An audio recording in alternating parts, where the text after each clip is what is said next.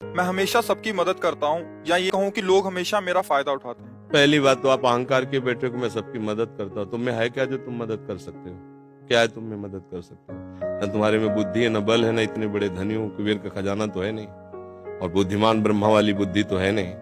तो आप क्या मदद कर सकते हो किसी की? क्या मदद कर सकते हो? व्यर्थ का अभिमान क्यों रखते हैं? भगवान कृपा करके यदि किसी को एक लोटा पानी तुमसे पिलवा रहे हैं तो इस बात को ऐसे क्यों नहीं देखते हो कि भगवान कृपा करके इन रूपों में मेरी सेवा स्वीकार कर रहे हैं, मैं मदद। इसीलिए तो तुम्हें क्रोध आ रहा है, क्योंकि कामा संजायते क्रोधा, क्रोधा स्मृति विभ्रमा, स्मृति भ्रंशात बुद्धिनाशो, बुद्धिनाशात प्रणश्यति। तुम ये कामना किए बैठे हो कि मैं दूसरों की सेवा करता हूं और दूसरे मेरी बात नहीं मानते, मेरी ये सेवा नहीं हुई।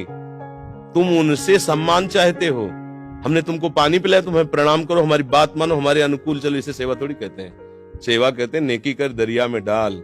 सेवा कर दी, अब तुम गाली भी दोगे तो हमें स्वीकार है। तुमने जल पी लिया, आनंद से तुम मस्त रहो, हमें गाली दोगे कोई परेशानी नहीं। इसे कहते सेवा। सेवा करके सामने वाले को झुकाने की बात आना, उसे सेवा नहीं कहते। पहली बात, गलत हो आप, तभी आपके अंदर क्रोध आता है। यदि आप गलत नहीं होगे तो आपके अंदर क्रोध नहीं आएगा।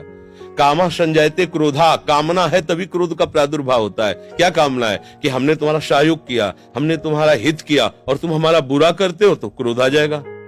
अगर तुम हित कर रहे हो तो तुम्हारा बुरा कौन कर सकता है त्रिभुवन में? किसी की ताकत नहीं। हमारा कर्म ही बुरा हमारे सामने आता है। जैसे हम अभी वर्तमान में वो पाप नहीं किए जिसमें हमारे ऊपर ब्लेम लगाया गया है। इस समय तुम बिल्कुल निर्दोष हो, लेकिन वो दोष जो तुमने गुप्त रूप से किया तुम्हें बख्शेगा नहीं। तुम लाख जगह रो, लाख जगह तुम प्रार्थना करो, वो तुम्हें दंड दे के रहेगा। कर्म बड़ा बलवान होता है। तो पहली बात तो ये छोड़ो कि आप किसी का हित करते हो। बात ये सोचो कि भगवान कृपा करके हमसे हित करा रहे हैं, और किसका? वही इन रूपों में आ रहे हैं। आप उनको मनुष्य समझकर, अपने को बड़ा समझकर, फिर दोष हो जाएगा। शास्त्र की बात मानो। भगवान कह रहे हैं मैत्रः करुण एव च, लेकिन निर्ममो निरहंकारा। सबसे मित्रवत व्यवहार करो, ममता न करो, सबको सुख प्रदान करो, लेकिन अहंकार न करो। ये अहंकार ही तो क्रोध रूप में परिणित हो रहा है भैया।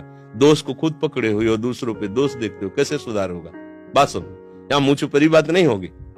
तस्मात् शास्त्रम प्रमाणम ते कार्याकार्यो व्यवस्थित हो। सही बात सुनने के लिए भी छाती में बल चाहिए। बोलने की तो बात जाने दो, सही बात सुनने के लिए हमारे अंदर बल चाहिए। अगर तुम इस बात को सुन ले, समझ गए, तो तुम गृहस्थ में रहते हुए भी महाशक्तिशाली बन सकते हो। पर आज हम क्या है कि शक्ति खुद अपनी खो रहे हैं, इसीलिए क्रोधित हो रहे हैं। कमजोर क्रोधित होता है, बलवान क्षमावान होता है। बलवान क्रोधित नहीं होता है, कमजोर को क्रोध आता है, कामना युक्त को क्रोध आता है।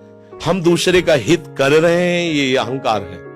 हम एक यंत्र हैं, भगवान यंत्री हैं, वो जैसा हमसे करवा रहे वैसा हो रहा है। हमें ये भावना रखनी है, हम करने लायक हैं। एक श्वास भी नहीं ले सकते इस तरह में, ऐसे भी नहीं कर सकते। अगर वहां से ऑफ हो जाए तो तुम एक श्वास नहीं ले सकते, फिर क्या होगा?